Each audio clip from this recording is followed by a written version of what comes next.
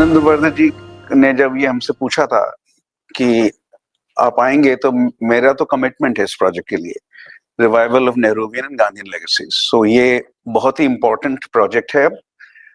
हिंदुस्तान जहां पहुंच गया है उसको बदलने के लिए ये दो सोर्सेज ऑफ आइडियाज और प्रैक्टिस भी, क्या प्रैक्टिकल, उनके दोनों बहुत प्रैक्टिकल थे।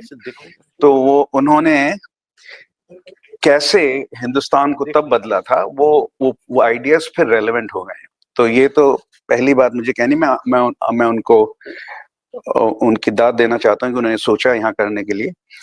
सेकंड, मैं माफी भी चाहता हूँ। मेरी पहली जुबान हिंदी है।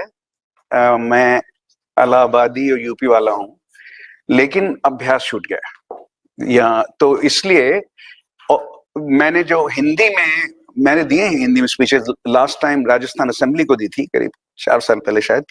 तो उसके लिए प्रिपरेशन बहुत करनी पड़ती है, क्योंकि कॉन्सेप्ट जो है हमारे वो अंग्रेजी में, उनको ट्रांसलेट करने के लिए वगैरह, तो मैं उतना वक्त मेरे पास नहीं था, मैं प्रिपेयर नहीं कर पाया। तो इसलिए ज्यादातर ये प्रेजेंटेशन इंग्लिश में होगा और डेमोक्रेटिक थ्योरी पे बेस्ड है। तो मैं आपको बताना चाहता हूं कि पॉलिटिकल साइंस हिंदुस्तान की डेमोक्रेसी स्पेशली अंडर नेहरू को किस तरह से देखती है। पॉलिटिकल साइंस, वो जो मेरा प्रोफेशन है, उसके हिसाब से बोल रहा हूँ। जहां सारे आइडियाज अंग्रेजी में हैं, तो जहां तक हिंदी बोल सकता हूँ बोलूंगा, लेकिन कुछ कॉन्सेप्ट जो है वो जरूरी अंग्रेजी में ही होंगे।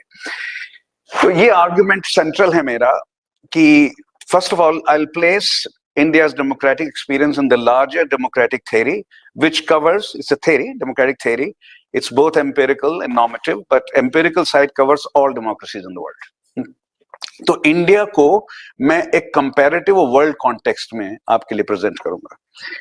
Democratic theorists worldwide have recognized India's democracy as historically exceptional, especially given its level of income. The relationship between income and democracy is now a well-established principle. I'll give you serious data on that. Most scholars also believe that the commitment of early independence leadership, especially Nehru, had a lot to do with how India's democracy got institutionalized. And I will give you some comparative data on that as well. How other countries did and how India did. This claim that Indian democracy was institutionalized under Nehru and is historically exceptional, one should say, applies mostly to India as an electoral democracy. India has historically functioned less well as a liberal democracy, and I will show you the distinction between what is an electoral democracy according to us political scientists and what is a liberal democracy. But this problem exists even at Nehru's time, but now over the last decade, 2014 to 2024, 25 add kar diye isme, the electoral and the liberal aspects of democracy have developed a deep conflict. The liberalism of India's polity, which had problems even in the 1950s, but the degree is very different. It's qualitatively transformed. Liberalism of India's polity has unquestionably gone into serious decline. This phenomenon is now known in political science, my profession, as democratic backsliding. And it has happened in many societies, including the United States of America. It's happened virtually everywhere. There are very few exceptions. We can talk about them. And the 2024 parliamentary elections have caused a pause in India's democratic backsliding. They have not completely reversed the decline. They have caused a pause. There is no doubt about that. You played a role and others have played a role. You rightly said so. मैं तो अवध में था पूरे 15 दिन, देख रहा था क्या क्या हो रहा है अवध। मैंने एक कॉलम लिखता था उस जमाने में इंडियन एक्सप्रेस के लिए, अभी भी लिखता हूँ, प्रिंट के लिए लिखता हूँ। मैंने एक आर्टिकल लिखा था, a crack in the monolith. उसमें था कि बीजेपी की हेजेमनी क्रैक हो गई है, ये लिखा था मैंने। अवध में तो क्रैक हो गई है, मैंने ये कहा था, but I can't estimate for you the size of the crack हो गई है ये तो। और उसका मैंने आर्ग्यूमेंट दिया था क्यों क्रैक हो गई। मैं 10 दिन में मुझे क्या समझ में आया। 15 दिन पूरे वहां अवध में नहीं थे, नौ में भी थे, आगरा में भी थे, बट 10 दिन करीब हम लोग अवध में बैठे हुए थे। Okay, so just only the first one I need you to note. Barrington Moore, famous scholar, first one of international standing, global standing in 1966, writing the following: as a political species, India does belong to the modern world At the time of Nehru's death in 64, political democracy had existed for 17 years. If imperfect, the democracy was no mere sham. Political democracy may seem strange, both in an Asian setting and one without an industrial revolution. ये मैं आपको इसको emphasize करूँगा in a moment. Then you will see the exceptionalism of India in a clearer light. आगे बहुत सारी सब चीजें लोग कह रहे हैं. देखिए, one is in 66, one is 71. These are some of the tallest scholars in our field, writing about democracy and recognizing that India is actually exceptional. And now I'll show you why exceptional. But before that, let me draw the distinction between electoral democracy and liberal democracy. उसकी हिंदी क्या बनाई थी हमने? Rajasthan assembly में जब बोले थे, electoral तो सीधा है, चुनावी लोकतंत्र, उसको हमने कहा था उदारवादी लोकतंत्र. लेकिन हमें उस समझ में अच्छा नहीं लगता है वो. कुछ और, लिबरलिज्म का ट्रांसलेट कुछ और करना पड़ेगा. उदारवादी is kind hearted, but it's not simply that. It is, let's go through the exercise. So the minimum requirement of democracy is elections. No elections, no democracy. That's the minimum requirement. Within that, there are two sub requirements. Contestation, can the opposition freely contest the rulers? Free contestation. Okay. Second, participation. Is franchise universal or restricted, and can the voters freely vote? Whether it's a Dalit or it's a Adivasi, can he freely vote? First of all, does he have the right to vote? And secondly, can he freely vote? Right? So this is the basic requirement. And this is periodic, every 4 years, every 5 years, depending on the system. But there's a broader requirement. जो आज सुबह बोला था कि election से शुरू होता है, ठीक है? So that is a necessary condition. Without that, we can't call any polity a democracy. The broader requirement is elections plus politics between elections. They add up to liberal democracy when liberal freedoms or civil liberties are available. Especially, there is a lot of discussion of that, and there is a lot of discussion, there is a lot of disagreement, quite a lot of disagreement on how to define liberal democracy, but all available conceptions make it clear that at least 3 freedoms plus minority protection is necessary. One, freedom of expression, freedom of religious practice, and freedom of association. Can you make non-governmental associations? Can you, from what is called civil society today? That is an old term from political theory, from Hegel, that goes as far back as Hegel. But anyway, freedom of association हम लोग कहते हैं उसे, या civil society बोलते हैं. Non-governmental association आप बना सकते हो कि नहीं बना सकते हो, और कितना freely वो काम करती है. Freedom of expression covers in India's constitution में, and I'm working on this right now with the research assistant. India के constitution में press freedom का clause नहीं है. Press freedom is covered under freedom of expression, Article 19, with one amendment, first amendment, about which I will talk if I have time. So a liberal democracy is one which not only has elections periodically, but between elections, it has freedom of expression, freedom of association, freedom of religious practice, and minorities don't have to be religious. Minorities can be racial, as in America, can be ethnic, as in Sri Lanka. So minority protection is very important. Otherwise, democracy can become a brute majoritarian force. ये 1945 के बाद हमारे article of faith है अभी कि minority protection will have to be included as part of liberalism, which was not true in the old liberalism. But let's not get there. Old political theory of liberalism. Okay, so now it should be clear what is electoral and what is liberal here. Liberal is a larger concept, liberal democracy. India's electoral vibrancy since 1952, 18 national elections, 390 state elections. Power has changed hands 8 times in Delhi, and tens of times at the state level. Political science as a profession does not count turnovers at the state level anymore. That many turnovers have taken place, but 8 times power has changed hands in Delhi. In 1952, 81 million votes were cast. In 2024, nearly 642 million votes were cast, including 312 million votes by women. Slightly less than men, but almost there. Slightly less. From a statistical perspective, it's not statistically significant. You can say from the perspective of statistical theory, both are now equal voters at this point, which was not true in 1952. And even today, out of 28 state governments, 10 are not run by a party that rules in Delhi. That counts as democratic vibrancy, electoral vibrancy. And until 1989, following mainstream democratic theory, the richer and the more educated citizens used to vote more than the poorer and the less educated. And since 1989, defying democratic theory, the poor and the less educated have voted as much as, if not more, than their more fortunate co-citizens. This now we call we give it a term, a plebeian turn in India's democratic evolution. Even in America also, the poor vote less than the rich. The less educated vote less than the more educated. That has been true, though the less educated and the poorer citizens have, at this point, basically have rebelled, and they are the base of the Republican Party today and of Mr. Trump. America is only 40% college educated, 39%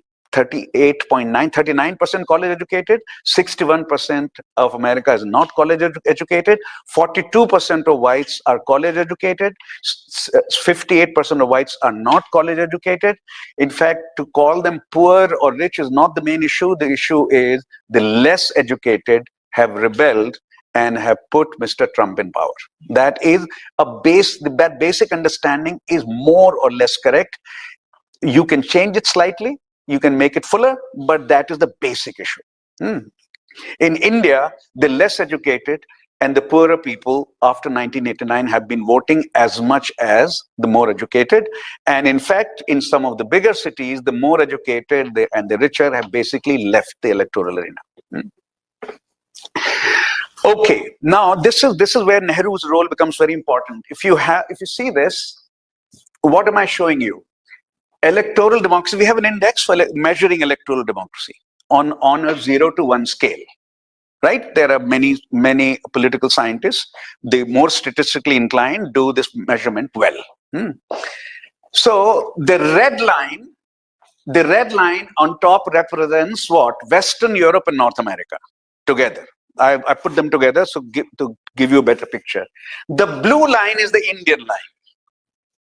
And the lines below, the yellow is Latin America, the beige is the world, and the green is Asia Pacific. What I want you to note is that India's line is second only to West European and North American line. For a long period of time, right until 2014 or so, 2015 or so, right, that line. This line is not created by Indians. This is not an anti-Modi line. This is a line created by political scientists who deal with this issue all over the world. They're measuring democracy the world over. And they're showing you that for a certain period of time between 1950 and 1964, if you want to see Nehru, he's only just below the North American and West European line, and for some years even higher. Why is this important? Because there is a very developed theory, empirically based, data is used, which shows that there is a very high correlation between income and democracy. And what was India in 1950? 20%. See, nearly two-thirds of the country the power line. Estimates we have good data after 61. Basically, right? But we can estimate, go back, and at least 55–60% was below poverty line, if not 67%, right? We were desperately poor. We were desperately illiterate, ill-educated after 200 years of British rule. We were basically 20% literate in 1951–52. Okay, so income is the best predictor. This is data set covers 141 countries. One of the less famous in our profession. Between 1950 and 90, you can add data after 1990. It doesn't change the basic conclusion that income is the best predictor of democracy. It correctly predicted the type of regime in 77.5% of the cases. It didn't predict 100%, but it predicted 77.5% correctly. Or no other predictor, religion, colonial legacy, ethnic diversity, international political environment was as good on the whole. India is in this latter 22.5%. Said, indeed, democracies that emerged from decolonization after the Second World War survived only in India, Mauritius, Belize, Jamaica, Papua New Guinea, Solomon Islands, and Vanuatu. Where is Vanuatu? Right? It's just 170,000 people, I think. That's what it is. It's a Pacific island just above Australia, right? And it has an independent status. That's why it's counted. According to the United Nations, a nation, and therefore it's counted in this data set. Here is the conclusion of this biggest statistical study of democracy. The most surprising case is India. The odds against democracy in India were extremely high. The highest, even the other states might be smaller there, but their per capita income is higher, including Papua New Guinea, which is the poorest after India in that set, right? If income is predicting 77.5%, then the fact that India is the lowest income, India has become a lower middle income country, despite all that we've heard from especially from this government, despite all that, only in 2005 and 2006 did we become a lower middle income. According to the World Bank, we were a low income country till 2005. Even 14 years after the reform, right? And when growth rate picked up, we were very, very poor. But now we are lower middle income country, and China is not yet high income, it's about there, it's higher middle income, knocking at the door of high income, according to the World Bank classification. And if India is the biggest exception on the low income end, Singapore is the greatest surprise on the high income end. Its per capita income higher than that of UK, France, and Germany. And I don't know why I haven't written that, but in the last 2 years, higher than the United States per capita income. No non-oil rich country is undemocratic. China is not yet high income, Singapore is. Otherwise, only oil rich, which are 40,000, 50,000, Qatar is 55 or 48, depends on the price of oil. Saudi Arabia is $42,000, $43,000 per capita, etc. They are undemocratic. Oil rich, high income, they are undemocratic.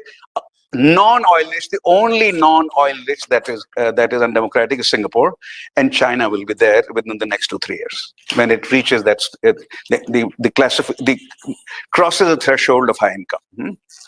Okay, so at such low levels of income, 3 elections took place in India until Nehru was alive. 3 elections. No country has been able to do it at that level of income. No country has been able to establish a democracy at that level of income and have 3 elections which institutionalize democracy in India. Okay, that is the main point here, showing you from the larger perspective. We have this will take us too far, but basically the argument here is that more and more of the profession today has come around to the view that elites and how they behave and what their values are is the largest determinant of whether democracy survives. And there you can talk about, of course, income, but you remember 77.5% income is predicting there's still 22.5% left, right? And the argument there is, if you want to understand in the remaining 22.5% why democracy survived, you will have to focus not on income, but what the elites did. Not the larger social structural factors, but what the elites did. Because if the other 22.5% has to be explained, right? It has to be explained. And there you come to this view either of elite interests and what strategies were played or what the elite values were. The argument about India is very clear in democratic theory. Congress party was not in danger of losing power. In 1952 or 57, it lost power in Kerala. And 1967 actually is the beginning of Congress losing power at state level in a big way. Sanyukt Vidhayak Dal governments were formed in UP, Madhya Pradesh, etc. But before, and Tamil Nadu politics was taken over by DMK. right? But even in Tamil Nadu, where there was a serious resistance to Congress party, Congress ruled till 67. In 52 or in 1950, when the constitution was being made, no one thought Congress would lose power in the foreseeable future. Congress was not thinking of that problem. Therefore, rather than elite interests, it's the values, what values they stood for, that became important. So here I give you only two sets of arguments about values. And here is the argument that now it's clear that dominated British thinking about India. That argument came from, as has often been said, that political philosophers write all kinds of things, but ultimately a lot of diplomats do what some political philosopher wrote at some point. And one of the biggest in the field is John Stuart Mill. John Stuart Mill is the father of modern liberalism, and this is how he explained whether universal franchise should be allowed at all. At all. I regard it as wholly inadmissible that any person should participate in suffrage, which is franchise, without being able to read, write, and I will add, perform the common operations of arithmetic. No one will maintain that power over others, over the whole community, should be imparted to people who have not acquired the commonest and most requisite essentials for taking care of themselves and pursuing intelligently their own interests, unquote. And while this idea of John Stuart Mill was overcome in Britain itself in 19-teens, and by 1920s, Britain had universal franchise, adult franchise, including right of vote to women. But in the 1880s, these lines were written in 1860s, 1880s, 1890s, right until 1900, the working class in Britain did not have the right to vote because they could not perform the basic operations of arithmetic, and they couldn't speak with Oxonian accents. Okay, they spoke some English because that's a mother tongue. So बोल रहे थे कुछ ना, but क्या बोल रहे थे? Yorkshire में चले जाइए, मैं तो यॉर्कशायर में जब रहा था, मुझे तो अंग्रेजी नहीं समझ में आती थी उनकी. Or if I were living there for longer, I would try. But his objection was कि एक अंग्रेजी थोड़ी बोलते हैं, क्या बोलते हैं? इनको वोट नहीं मिलना चाहिए. ठीक है. उसका एक आर्गुमेंट आया अंबेडकर का अगेंस्ट, राइट? अंबेडकर ने कहा कि पहले आप मुझे, हमारे दलितों को पहले तो आप स्कूल नहीं जाने देते हो, फिर कहते हो क्योंकि तुमने पढ़ा नहीं है तुम्हें वोट नहीं देना चाहिए. तो वो कहते हैं ये क्या आर्गुमेंट है? अगर आप सोचिए कि हम इलिटरेसी, तो आर्गुमेंट नेहरू का भी यही आया बात कि हमारे जो लोग इलिटरेट हैं बहुत सारे अपनी सर्कमस्टांसेस की वजह से हैं, राइट? सर्कमस्टांसेस बदल दो, उनके पास में स्कूल बना दो, और अगर स्कूल सस्ता कर दो तो वो जाएंगे स्कूल में. और ये कहना कि हम जो पढ़े लिखे हैं, हम कैम्ब्रिज से आए हैं, सारी की सारी एलीट लीडरशिप बाहर पढ़ी हुई है, इंक्लूडिंग सरदार पटेल. उनकी degree, he was called to the bar in London. This is very famous ना. ब्रिटिश राज में हम बड़ा, जैसे गांधी ने कहा था जब उनको निकाला जा रहा था, ट्रेन से निकाला जा रहा था पीटर मैरिट्सबर्ग में, तो I was called to the bar in London. ये अल्टीमेट साइन था कि आप पढ़े लिखे हैं. I was called to the bar in London. Vallabhbhai Patel was called to the bar in London. Nehru was called to the bar in London. Vallabhbhai Patel ऐसे, मतलब मोदी जी जैसे गुजराती नहीं है, अडॉप्ट कर लिया उन्होंने, लेकिन वो he was called to the bar in London. और ये सारे के सारे जो हैं called to the bar in London, lawyer से भरा हुआ था, पूरा एलिट था जो है. तो हाँ ओबियसली, हाँ बिल्कुल. तो एक जो अम्बेडकर का आर्गुमेंट था, नेहरू का आर्गुमेंट क्या है? One has to accept the great 20th century premise. कह रहे हैं, this is against John Stuart Mill, that each person should be treated as having equal political and social value, and this became the defining statement about independent India's universal franchise. And I also want to say, turning the constitutional democracy that Ambedkar undoubtedly played a big role in. आप आजकल मैं Constituent Assembly debates पढ़ रहा हूँ, इसमें कोई शक नहीं. Ambedkar is the father of India's constitution. I used to think he was under the influence of Nehru, but that cannot be clearly established. Nehru oftentimes supported him and was persuaded by him. Yes. So, for example, Ambedkar, बता दीजिएगा, मुझे रोक दीजिएगा जहाँ पे ज्यादा बोल रहा हूँ. तो Ambedkar is the reason India did not have third-tier democracy.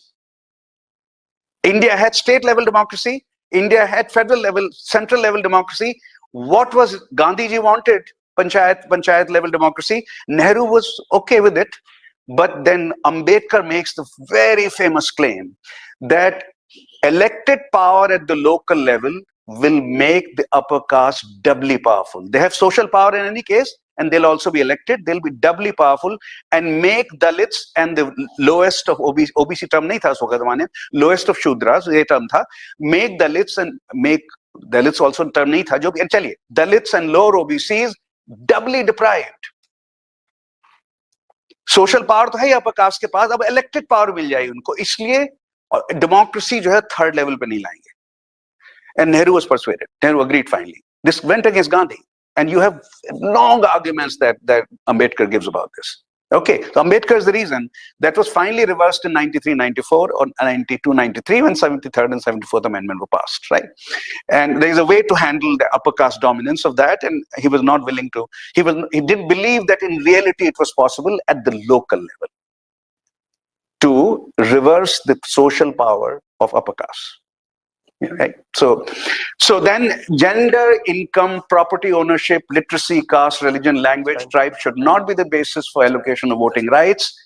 And with this belief, 3 elections took place under his leadership, 1952, 1956. The idea that elections were the only way to determine who will rule became institutionalized. अगर आप 3 बार कर लोगे तो ये institutionalise हो जाती है. पहली एक बार में नहीं किया आपने. तो मैं आपको दिखाता हूं कि ये पहला इलेक्शन है. 75 to 80% illiterate थे हम. 173 million voters were there. जो इलेक्शन कमीशन ने जाके लोगों, ये नहीं कि आप आइए, जो आज इलेक्शन कमीशन कर रहा है, आप आइए और प्रूव कीजिए कि आप सिटीजन है. नहीं, इलेक्शन कमीशन हर घर जा रहा था. आपके यहाँ कितने लोग, यहाँ 21 साल से बने, तब 21 था.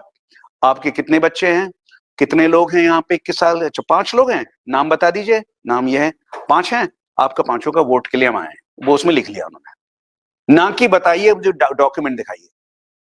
डॉक्यूमेंट सिटीजनशिप का है ही नहीं हिंदुस्तान में. पासपोर्ट शायद 4% लोगों के पास है, ये 5 होगा. राइट, वही सिटीजनशिप डॉक्यूमेंट है. आधार सिटीजन डॉक्यूमेंट है नहीं, जो सबके पास है.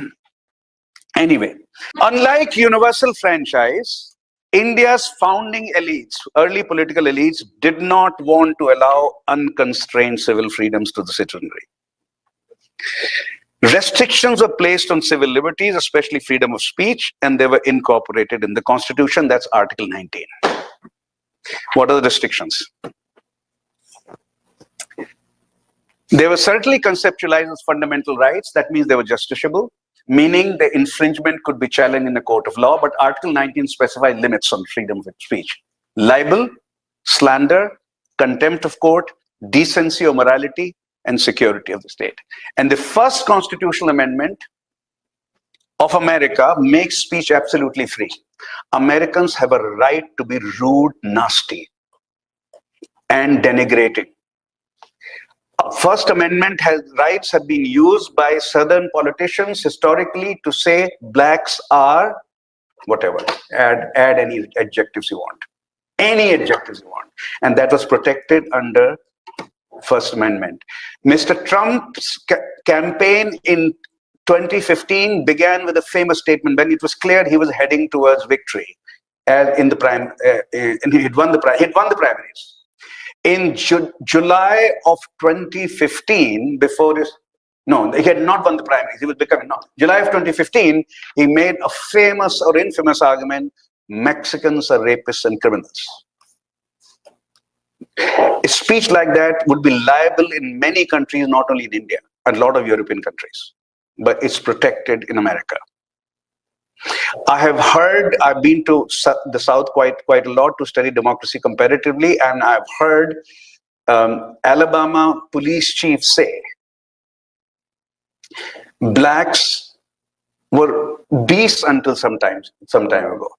They've become human beings only recently. Why are you telling us that they should be equal to whites? You can actually go to some of the museums in Birmingham, Alabama, and Atlanta, Georgia, where the police chiefs are saying something like this. According to the government, a it infringes upon, or it violates the basic protocols, like friendly relations with foreign states are disturbed by that, or most importantly, public order is. Public order is not part of America's First Amendment. What America's, the only thing that the first only constraint is, आप defamation नहीं कर सकते किसी का, और दूसरा, you can't call for violence. Right. So the speech that President Trump gave on January 6th, before a crowd went to Capitol Hill, can you prove legally that in that speech an incitement to violence was made? Actually, legally, it will be very hard to prove. It has all kinds of things were said in that speech, but go and attack Capitol Hill? No. Right. So legally, that was protected. Right. So anyway, but those are not protections available in India, and Nehru himself had serious doubts. He said freedom of expression should be a fundamental right, but limits also should be. So on the electoral side, there is no doubt that Mr. Nehru was one of the greatest Democrats, but on the freedom of speech side, there are some gaps. And if you read his, for example, if you read his news, he used to write fortnightly letters to chief ministers. So the early period is very important here. So he's writing the following to chief ministers: please don't use these limits that we have placed for preventive detention. That was the British idea. Don't use this liberally, and since states are going to implement this, they have control over the police. Don't use this liberally, only look at speech that is completely dangerous. So what happens then is this. Some governments have interpreted the restrictions more liberally than others. Others have simply used them for targeting critics. The extent of civil freedoms has depended heavily on the nature of the ruling party and governments. Right?